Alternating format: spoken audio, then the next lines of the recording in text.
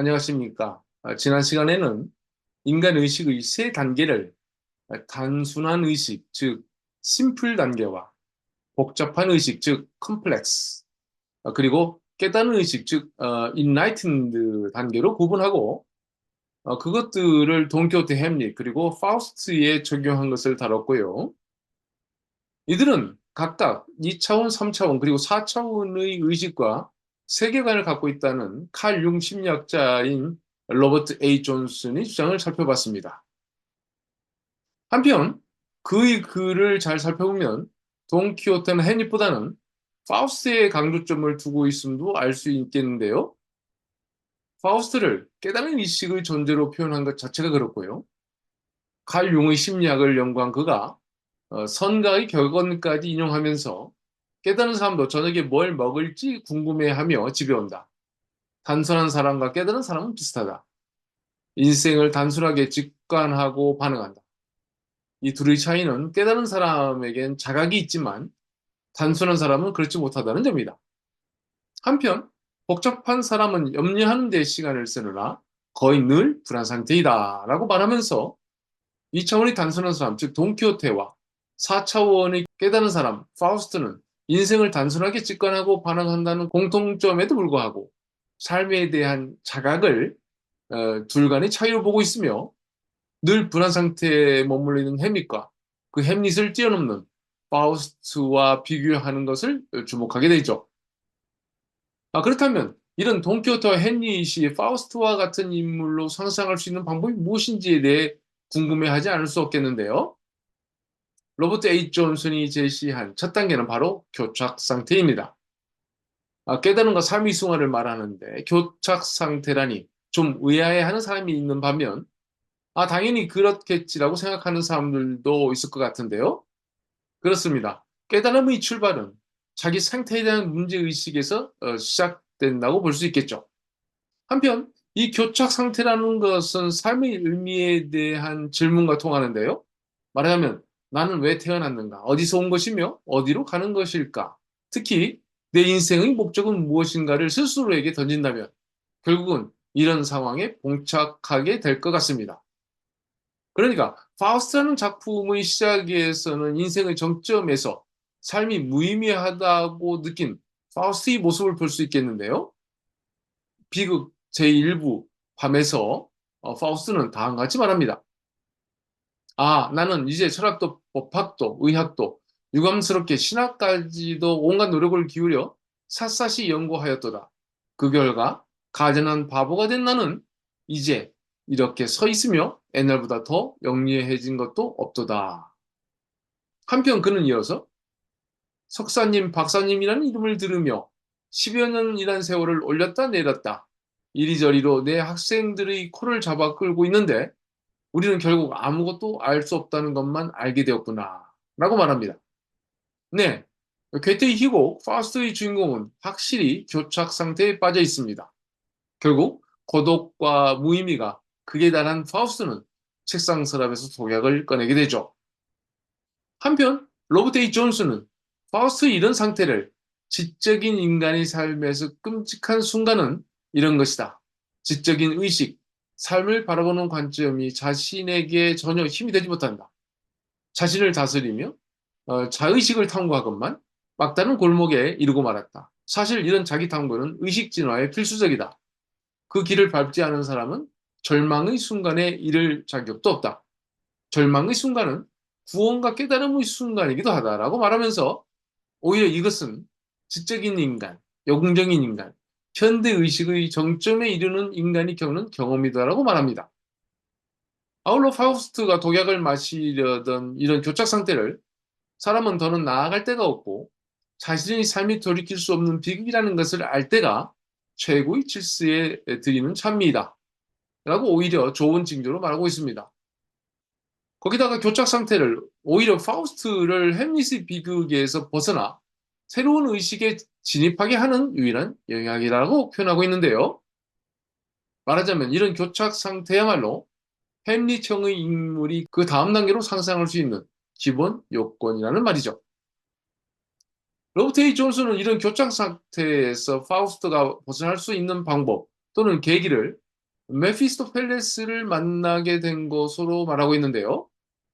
교차 상태에 빠진 파우스트가 햄릿으로 끝날 수 있었지만 파우스트가 4차원의 인간으로, 즉 깨달은 의식의 인간으로 상승할 수 있게 된 것은 바로 우리가 알고 있는 악마 또는 사탄을 만난 것으로 봅니다.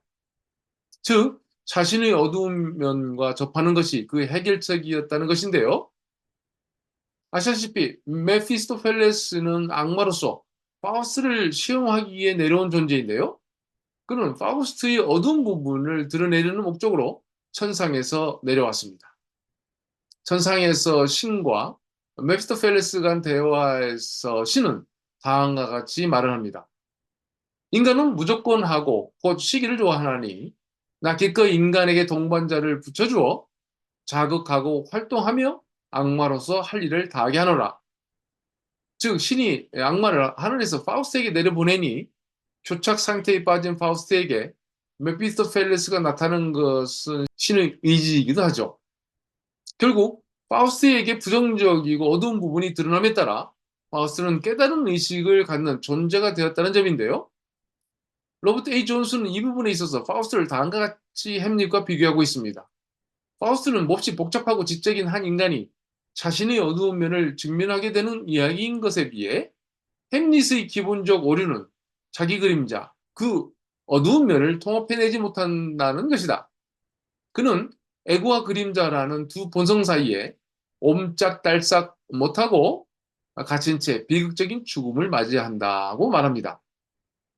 즉 파우스트는 자기 그림자와 상호작용하며 마비 상태에서 벗어날 길을 찾아내면서 서구 문학에서 낙관과 희망, 구원의 위대한 선언문과도 같다라고 한 반면 햄릿은 지나친 자기 확신과 독단에 빠졌으며 자신의 어두운 부분을 인정하지 않으면서 자신과 대화하고 동행할 수 있었던 그 누구도 인정하지 않고 오히려 죽여버리는 우를 범한 것이라고 본 것입니다.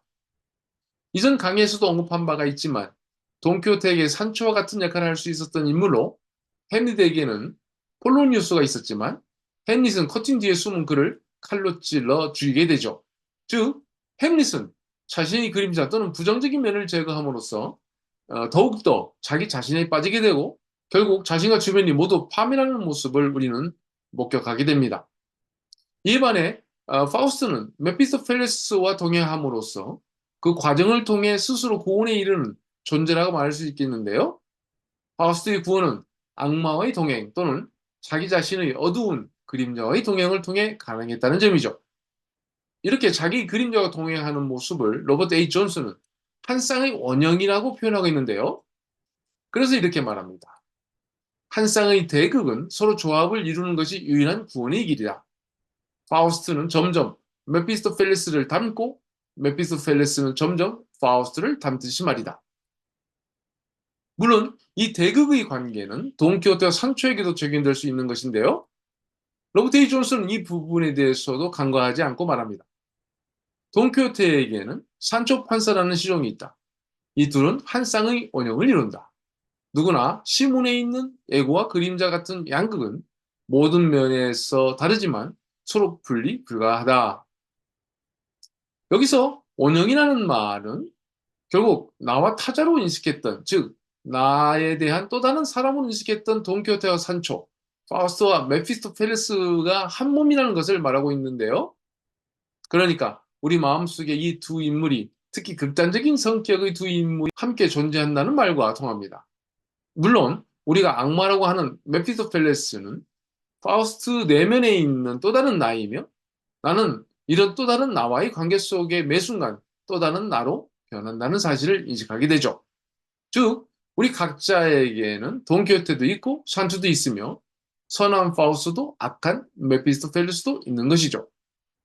따라서 오늘의 나는 이 두 극단의 인물 사이의 어디인가 있으며 매 순간 매일 다른 모습으로 변하게 되는데요. 로버트 A. 존슨은 돈키호테에 대해 이 이야기의 기적은 돈키호테가 산초가 되고 산초가 돈키호테가 되는 역전이다. 기사와 기사도의 진정한 여정이란 애고와 그림자가 서로 만나는 데 있다고 말하고 있네요. 이를 우리는 산티피카시온과 키오티사시온이라고 표현하고 있는데요. 고전 문학자이며 셰익스피어 전문가였던 해럴드 블룸도 그의 독서 기술에서 돈키호테와 산초의 동행, 그리고 특별히 그들 간의 대화를 주목하면서 다음과 같이 말합니다. 격렬한 말싸움을 벌일 때조차 그들은 예의를 지키며 상대방이 말해서 반드시 무언가를 배운다. 그리고 들음으로써 그들은 변화한다. 그들의 본성은 결코 융합되지 않지만 서로 의지하는 법을 배운다. 그러니까 상대방과의 관계 속에서 상대방을 흡수하거나 흡수되는 것이 아니라 상대방을 통해 스스로 변화하는 그런 관계임을 알 수 있겠습니다. 이런 점에서 햄릿이 자신과 동행할 수 있는 존재들을 인정하지 않고 죽이는 것이 오히려 자신도 파국을 맞이하게 된다는 것과 비교될 수 있겠는데요.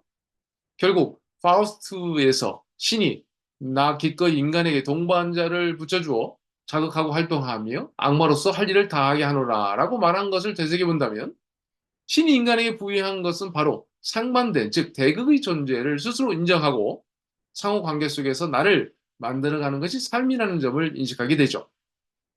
네, 이번 시간에는 돈키호테와 햄릿, 그리고 파우스트를 비교하면서 파우스트가 복잡한 의식의 대표적 인물 햄릿을 뛰어넘어 어떻게 깨달은 의식의 존재로 상승하게 되었는지를 알아보면서 인간 내면에는 대극의 존재들이 함께 있으며 삶은 그들 간의 끊임없는 동행이라는 점을 함께 인식하는 시간을 가졌습니다.